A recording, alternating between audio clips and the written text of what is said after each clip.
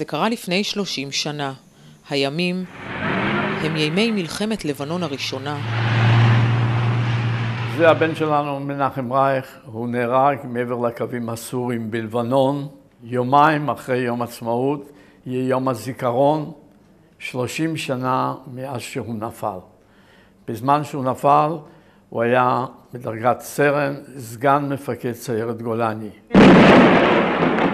זה לא אותה שמחת חיים, זה לא אותו יחס לאנשים, אתה יותר מתכנס בעצמך, ואתה משתדל לשרוד. וכמה שהשנים עבורות, אתה יותר מתגעגע. אבל מה יש לך? אבן. איזו משפחה מאושרת הייתה.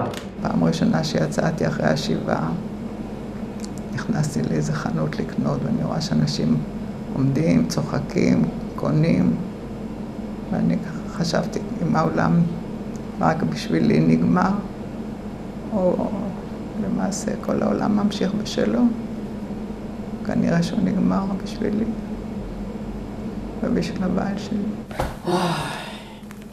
המורה שלו להיסטוריה צבאית כל שנה מתייצב, ושאלתי אותו פעם, יש עוד מישהו שנפל מהמחזור הזה, למה אתה רק אצלנו? אז הוא אמר, מנחם היה רק אחד.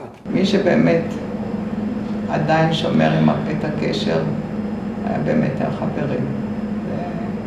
תופעה יוצאת מן הכלל לראות חברים שלו, באים עם הילדים שלהם שהם בעצמם חיילים היום. והם עומדים על יד הקבר, מסבירים לילד הגדול, מי היה מנחם, מה צריך ללמוד ממנו. באנו פעם לסיירת ופוגשים שם מדריכה ושואלים איפה מנחם רייך, אז היא אומרת, אין לנו מנחם רייך. אמרתי, מה זה אין לנו? כבר 3 שנים בפנימייה. אז היא יוצרת פנימיון אחת ושואלת אותו, אתה מכיר אחד מנחם רייך? הוא אומר, נדמה לי שלמלמל קוראים גם מנחם רייך. זה היה מנחם.